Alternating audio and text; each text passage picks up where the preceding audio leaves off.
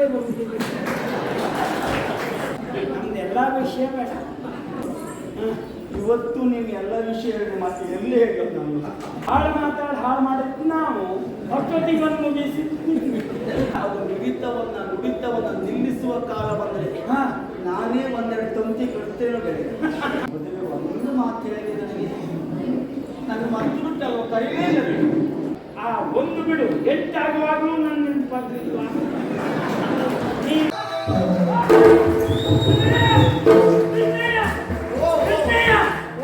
ಇವತ್ತು ನೀನು ಆ ಕೃಷ್ಣನೇ. ನಾನು ಯಾವತ್ತೂ ಅದೇ ಕೃಷ್ಣ ಆಗಲ್ಲ. ಗುರುಮಠದಲ್ಲಿದ್ದಾಗ ಬಾಲಕೃಷ್ಣನಾಗಿ ನೀನು ಯಾವ ರೀತಿ ಕುಡಿದು ಕುಪ್ಪಳಿಸ್ತಿದ್ಯೋ ಇವತ್ತು ಅದೇ ರೀತಿ ಕುಡಿದ್ದೆ ಮಾರಾಯ. ಸುಮ್ಮನಿರ. ನಂಗೆ ಮಾತ್ರ ನಾನು ಹೆಜ್ಜೆ ಹಾಕಿದ್ರು ಶ್ವಾಸವೇ ಬರುವುದಿಲ್ಲ. ಪರಿಸ್ಥಿತಿ ಕಾರಣ ನಿನ್ನ ವೃತ್ತಿ ಯಾವುದಳು? ಪೌರಹಿತ್ಯ ಆಟ ಹೇಳ ಸುಖ ಇಲ್ಲ. ಹೋದಲ್ಲಿ ಊಟ ಮಾಡಿ ಮಾಡಿ ಮಾಡಿ ಮಾಡಿ ನೋಡು ನಾವು ಏನಿದ್ರು ಹೋದಲ್ಲೇ ವಿಷಯ ಹಾಗೆ ಇರಬೇಕು. ವಿಷಯ ಹೌದು ಹೌದು ಕಾರ್ಯಕ್ರಮ. ಹೋದಲ್ಲಿ ಊಟ ಮಾಡಬೇಕು, ಮನೆಯಲ್ಲಿ ಉಪವಾಸ ಇರಬೇಕು. ಯಾಕೆಂದ್ರೆ ಅದನ್ನು ಸಾಧನೆ ಅನುಷ್ಠಾನ ಹೆಚ್ಚಲ್ಲ. ಹೌದು ಹೌದೌದು. ಹಾಗೆ ಉಪವಾಸ ಇರಬೇಕು. ಅಲ್ಲ ಮನೇಲಿ ಉಪವಾಸ ಹೆಚ್ಚು. ನಾನು ಉಪವಾಸ ಮಾಡಬೇಕು. ಅಲ್ಲ ಮಾಡು, ಅದ ಮನೆ ಮಾಡುದೇ. ಹೌದು. ಎಲ್ಲ ಕಿವಿಗೊಟ್ಟು ಕೇಳಿ. ಏನ್ ನನ್ನ ಬಗ್ಗೆ? ಹೌದು ಹೇಳುವಂಥದ್ದೇ ನಮ್ದೆಲ್ಲ ವಿಷಯ ಬೇಡ. ಮತ್ತೆ ಇವತ್ತು ನೀನು ಎಲ್ಲ ವಿಷಯ ಹೇಳಿ ಮತ್ತೆ ಎಲ್ಲಿ ಹೇಳೋದು ನಾನು ನಮ್ಗೆ ಕಲಿಸಿ ಇವತ್ತೇ ಎಲ್ಲ ಹೇಳೋಗ್ಬಿಡ್ತೈತಿ. ನೀನು ಹೇಳುವಂಥದ್ದನ್ನೇ ಯಾಕೆಂದ್ರೆ ನಮ್ಮಲ್ಲಾದ್ರೂ ನಮ್ಮ ವಿಷಯ ನಮ್ಮೂರಿನಲ್ಲಿ ಎಲ್ಲರಿಗೂ ಗೊತ್ತು, ಹೇಳಬೇಕಾದ ಅಗತ್ಯ ಇಲ್ಲ. ನಮ್ಮೂರಲ್ಲ ಇದು, ನಮ್ಗೆ ಹಾಗೆ ಆಗಿದೆ. ಹಾಗಾಗಿ ಒಂದದ್ದು ಉಂಟಲ್ಲ, ನಾವು ನಿಮ್ಮೂರಿಗೆ ಬಂದಾಗೆ ಆಗಿದೆ, ಅನುಮಾನವೇ ಇಲ್ಲ. ಆದ್ರಿಂದ ತುಂಬ ಅಪರೂಪದ ಹೀಗೆ ಆಗ್ತದೆ. ಇಲ್ಲಿದ್ದವ್ರು ಯಾರು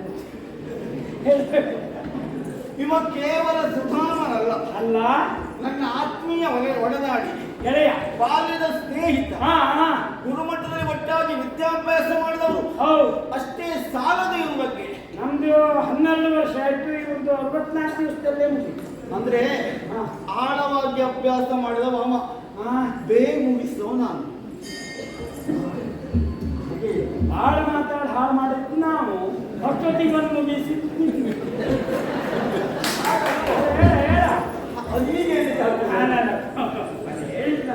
ಬಂದವ ನೀನು ಹೋಗುವ ಕಾಲಕ್ಕೆ ಈಗ ಬಂದದ್ದಷ್ಟೇ. ಹೌದು.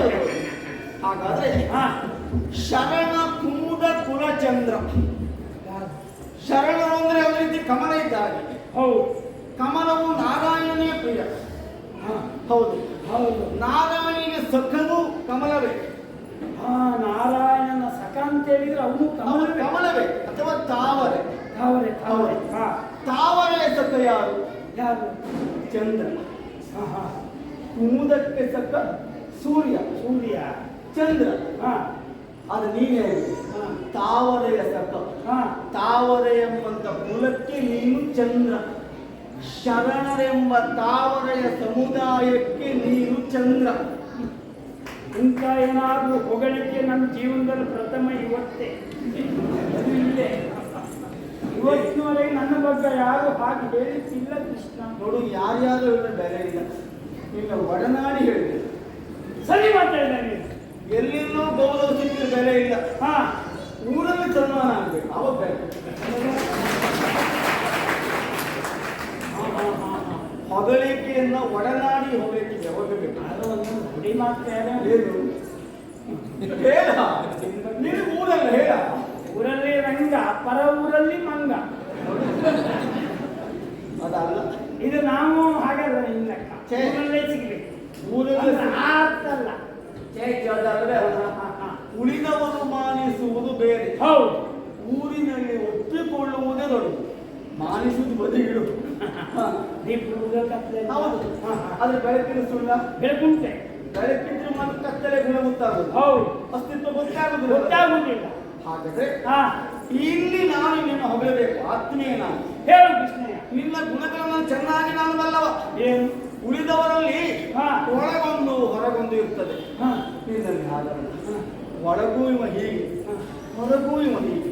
ಸತ್ಯ ಮಾತಾಡ್ರೆ ಎರಡು ಅಂತರಂಗ ಇಲ್ಲವೇ ಇಲ್ಲ, ಎರಡು ನಾಲಿಗೆಯೂ ಅಲ್ಲ, ಎರಡು ಬಗೆಯೂ ಅಲ್ಲ. ಖಂಡಿತ ಕಂಡಾಗ ಹೇಳ್ತಾನೆ, ಆಮೇಲೆ ಬ್ಯಾಡ ಅಂದ್ರೆ ಹೋಗ್ತಾನೆ ಅಷ್ಟೇ. ನನ್ನ ಬಗ್ಗೆ ನಾವು ಬೇಡ ಅಲ್ಲ, ಒಳಗೂ ಒಂದೇ ಹೊರಗೂ ಒಂದೇ ಅಂತ ಹೇಳಿದ್ರೆ ಹಾಗೆ ನೀವ್ ಹೇಳಿದ ಸತ್ಯ. ನಿಷ್ಕಲ್ಮಶವಾದ ಮನುಷ್ಯ, ಹಾ ಮನಸ್ಸು ಹಾಗೆ. ಹಾ. ನಿಸ್ಪ್ರಹಾರವಾದ ಮನಸ್ಸು, ಯಾರಿಗೂ ಕೆಟ್ಟದ್ದಲ್ಲ ಬಯಸುವವನಲ್ಲ, ಮಾಡುವವನಲ್ಲ, ನೋಡುವವನು ಅಲ್ಲ. ಅದೇನು ಅವನ ದಾರಿಯಲ್ಲಿ ಹೋಗಿ ಕಂಡು ನೋಡ್ಕೊಂಡು ಹೋಗುದು. ಎಂತ ಮಾಡ್ಲಿಕ್ಕಿಲ್ಲ, ಅನಿವಾರ್ಯ. ಹೌದು. ಕಣ್ಣು ಮೇಲೆ ಕಣ್ಣು ಮುಚ್ಚಬಹುದೇ ಅಷ್ಟೇ, ಕಾಣುವ ಮೊದಲು ಕಣ್ಣು ಮುಚ್ಚಲಿಕ್ಕೆ ಆಗುದಿಲ್ಲ. ಹಾಗಾದ್ರೆ ಹಾ. ಸುಧಾಮ ಎಂಬುದಾಗಿ ಹೆಸರು. ಅಷ್ಟೇ ಅಲ್ಲ, ಹಾ. ಒಳ್ಳೆಯ ಶಾಸ್ತ್ರಜ್ಞ, ಒಳ್ಳೆಯ ಬ್ರಾಹ್ಮಣ. ನಗಾಡ್ಬೇಡಿ, ನೀವು ಬಹಳ ದೊಡ್ಡ ಶ್ರೀಮಂತ ಇವ.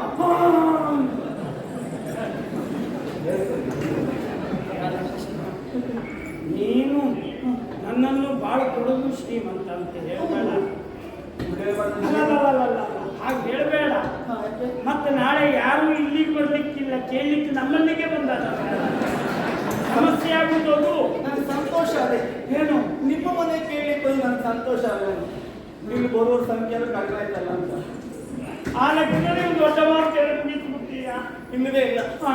ಹಾಗಾದ್ರೆ ಶ್ರೀಮಂತ ಅಂತ ಹೇಗೆ ಹೇಳ್ತೆ? ಹಾ. ಕಾಣುವ ಹಣದ ಶ್ರೀಮಂತಿಕೆ ಶ್ರೀಮಂತಿಕೆ ಅಲ್ಲ. ಹೌದು. ಕಾಣದೇ ಇರುವಂತ ಹೃದಯ ಶ್ರೀಮಂತಿಕೆ ನಿಜವಾದ ಶ್ರೀಮಂತಿಕೆ. ಅದು ಇನ್ನೊಂದು. ಅದು ಲಕ್ಷ್ಮೀಪತಿಯೇ ಹೇಳಬೇಕು, ಬೇರೆಯವ್ರು ಹೇಳಿದ್ರೆ ಆಗ್ಲಿಕ್ಕಿಲ್ಲ. ಅದರ ಬಗ್ಗೆ ನಾನು ಹೇಳುದು. ಯಾಕೆಂದ್ರೆ ಅವಳು ಚಂಚಲೆ, ಶ್ರೀಮಂತಿಕೆ ಅದು ಇಲ್ಲೂಬಹುದು ಹೋಗಲೂಬಹುದು, ಹೇಳಲಿಕ್ಕಾಗುದಿಲ್ಲ. ಹೃದಯ ಶ್ರೀಮಂತಿಕೆ ಸರಿ ಇಟ್ಕೊಂಡ್ರೆ ಅದು ಹೃದಯ ಇರುವವರೆಗಿರ್ತದೆ ಅಲ್ವಾ? ಜೊತೆಯಲ್ಲಿ ಗುಣಗ್ರಾಹಿತನ ಉಂಟು. ಹೌದು. ಒಳ್ಳೆಯದನ್ನು ಎಲ್ಲಿದ್ರು ಒಪ್ಕೊಳ್ತಾನೆ, ಸ್ವೀಕರಿಸ್ತಾನೆ. ಕೆಟ್ಟದ್ದನ್ನು ಮಾಡುವುದಿಲ್ಲ, ಆಡುವುದಿಲ್ಲ. ಮತ್ತೆ ಹೇಳಿದ ಹೃದಯ ಇರುವ ತನಕ ಇರ್ತದೆ ಅಂತ. ಇವನ ಹೃದಯದ ಬಳಿತ ಹಾಗೆ ನಿಲ್ಲುವುದೂ ಇಲ್ಲ. ನಿಲ್ಲುವುದಿದ್ರೆ ಯಾವತ್ತೋ ನಿಲ್ಬೇಕಿತ್ತು, ನನಗೆ ನಿಲ್ಲುವುದೇ ಇಲ್ಲ. ಅದ್ರ ಮಿಡಿತ ಯಾವುದು, ಅದ್ರ ನುಡಿತ ಯಾವುದು, ಆ ಕಲ್ಪನೆ ನಾನು ಹಾಗೊಮ್ಮೆ ಅದು ನುಡಿತವನ್ನ ನಿಲ್ಲಿಸುವ ಕಾಲ ಬಂದರೆ ನಾನೇ ಒಂದೆರಡು ತಂತಿ ಕಟ್ತೇನೋ ಗೆಳೆಯ. ಯಾಕೆ? ಭವರೋಗ ವೈದ್ಯ ನಾವು. ಆ ವಿಶ್ವಾಸ ಸರಿ ಬಿಡು. ಅವರಿಗೆಲ್ಲ ಹೇಳಿ ಆಯ್ತು. ಇವಳು ನನ್ನ ಹೆಂಡತಿ, ನನ್ನ ಹೆಂಡತಿ ರುಕ್ಮಿಣಿ ಎಂಬುದಾಗಿ ಹೆಸರು. ಆ ಜನ ಇದ್ದಾರೆ, ಆ ಜನ ಇದ್ದಾರೆ ಹೆಂಡತಿಯರು. ಹೌದು. ನನ್ನ ಕತೆ ಹೀಗೆ. ನೀ ಹೇಗಿದ್ದೆ? ಮದುವೆ ಆಗಿದೆಯಾ? ಮಕ್ಕಳಾಗಿದ್ದಾರ? ನಾನಾ ಇನ್ನೂ ಒಬ್ಬನೇ ಇದೆಯೋ? ಇಲ್ಲ ಕೃಷ್ಣಯ್ಯ, ಮದುವೆ ಆಗಿದ್ದೇನೆ. ಚಿನ್ಮಯಿ ಎನ್ನುವಂತ ಹುಡುಗಿ. ಹೌದು. ಮಕ್ಕಳ ನಮ್ಮಂತವರಿಗೆ ದೊಡ್ಡ ಸಂಪತ್ತು ಯಾವುದು ಕೇಳಿದ್ರೆ ಮಕ್ಕಳೇ. 27. ಹೆಂಡತಿ ಎಷ್ಟು? ಒಬ್ಬಳೇ. ಮಕ್ಕಳು 27. ದೇವರು ಕೊಡ್ತಾರೆ. ಧರ್ಮ ಪ್ರಜೆಗಳು, ಧರ್ಮ ಪ್ರಜಾಸಿದ್ಯರ್ಥಂ ಅಭಿವೃದ್ಧಿ ಅಂತ ತಿಳ್ಕೊಂಡಿದ್ದೇನೆ. ನಮ್ಮ ದೊಡ್ಡ ಅಭಿವೃದ್ಧಿಯೇ ಅದು ಬಿಟ್ಟರೆ. ನಿಮಗೆ ಮಕ್ಕಳೇ 27 ಇದ್ದ ಮೇಲೆ ಇನ್ನು ಸಿರಿ ಸಂಪತ್ತು ಎಷ್ಟು ಇರ್ಬೋದು ನಾನು ಕಲ್ಪನೆ ಮಾಡ್ತೇನೆ. ನನ್ನ ಕಲ್ಪನೆಗೂ ಇರುತ್ತದಷ್ಟು ಉಂಟಲ್ಲ ಮಾರಾಯ. ಸಂಪತ್ತು ಉಂಟು. ಆದರೆ ನಾನು ಗೆಳೆಯನೇ. ಹೌದು. ಮದುವೆ ಒಂದು ಮಾತು ಹೇಳಿದೆ ನನ್ನ ಮಕ್ಕಳು ಕರೀಲೇ ಇಲ್ಲ. ನಾನು ಮದುವೆ ಕರೀಲೇ ಇಲ್ಲ. ಒರೇ ಮೋಸಗಾರ ಮಾರಾಯ. ಗೆಳೆಯನಾಗಿ ನಿನ್ನನ್ನು ಮದುವೆ ಕರೆಯಬೇಕಿತ್ತು. ತಪ್ಪು ಕೃಷ್ಣ.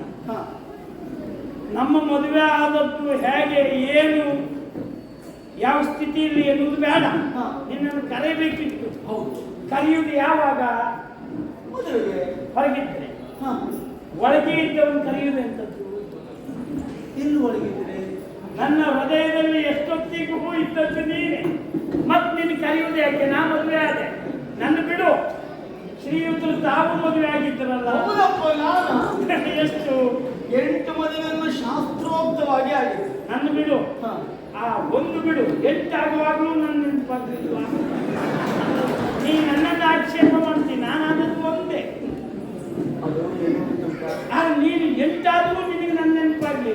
ನೆನಪಾಗಿತ್ತು. ಹಾ ಪ್ರಥಮ ಮದುವೆಯಲ್ಲಿ ನೆನಪಾಗಿತ್ತು ನನಗೆ. ಪ್ರಥಮದಲ್ಲೇ ಹೌದು. ಯಾಕೆಂದ್ರೆ ನಾ ಕೊನೆಯಲ್ಲಿ ನೆನಪಾಗಿ ಗೆಳತನ ಅಲ್ಲ ಪ್ರಥಮದಲ್ಲಿ ಇವಳನ್ನ ಮದುವೆ ಕಾಲಕ್ಕೆ ನೆನಪಾಗಿತ್ತು. ಹೌದಾ? ಹೌದು. ಹಾ ಹಾ ಏನ್ ಮಾಡೋಣ? ಅರೆ ಕೊಟ್ಟಿದ್ದೆ ಅವನನ್ನು ಮುಗಿಸ್ಲಿ ಕೊಡ್ಲಿಲ್ಲ ಕರೆ.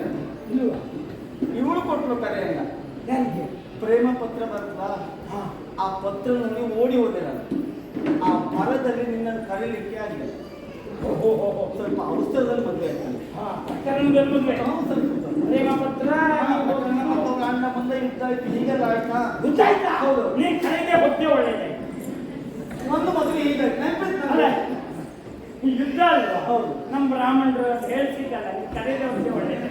ನಾನು ಕರೆಯುವುದು ಯುದ್ಧಕಾಲವಾಗಿ ಊಟಕ್ಕೆ ಆಗಿತ್ತು 1 ಗಂಟೆ ಅಂತಂತ. ಆಮೇಲೆ ಮತ್ತೆ ಮದುವೆ ಆಗೋ ಕಾಲಕ್ಕೆ ಹಾ ಕರಿಬೇಕು ಅಂತ ಯೋಚನೆ ಮಾಡಿದೆ. ಹಾ ಏನ್ ಮಾಡೋಣ? ಹಾ ಅತ್ತೆ ಮಗನ ಮದುವೆ ಆಗೋ ಪ್ರಕರಣ ಬಂತು. ಹಾ ಆ ಮಿಂದ್ರನ್ನು ಹೊಡೆದಾಡುವ ಪ್ರಕರಣ ಮಾಡ್ತಾ ಇತ್ತು. ನಿನ್ನ ಮದುವೆ ಪೂರ್ತಿ ಪ್ರಕರಣ ಇದ್ದೆ. ಆವಾಗ ಮತ್ತೆ ಆ ಎರಡನೇ ಬಾರಿ ನೆನಪಿಲ್ಲ. ಮತ್ತು ಹಾ ಮೂರನೇ ಬಾರಿ ಕರೆಯುವಂತ ಯೋಚನೆ ಮಾಡ್ಕೊಂಡಿದ್ದೆ. ಆಗೋ ಜ್ಞಾಪಕಕ್ಕೆ ಬರಲಿಲ್ಲ. ಬಂದಿತ್ತು.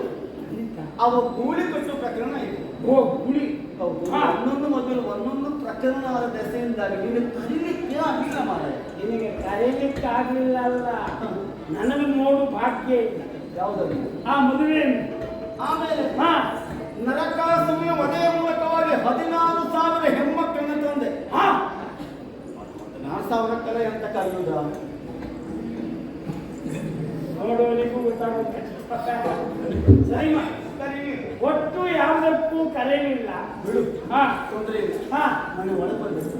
ಅಂದ್ರೆ ಈಗ ಹೊರಗಡೆ ನಿಂತಿದೆಯಲ್ಲ, ಓ ಇಷ್ಟು ಮಾತಾಡ್ತಾ ಇದ್ದದ್ದು. ಇದು 9 ದ್ವಾರ ಉಂಟು. ಹಾ ಮಾತಾಡ್ತಾ 8 ದ್ವಾರ ಕಳೆದಾಗಿದೆ. ಹಾ ಇನ್ನೊಂದು ದ್ವಾರ ಕಳೆದು ಒಳಗೆ ಬರಬೇಕು ನೀನು. ಅದಕ್ಕೆ ನಾನು ಹೌದು. ಹಾ ಹಾ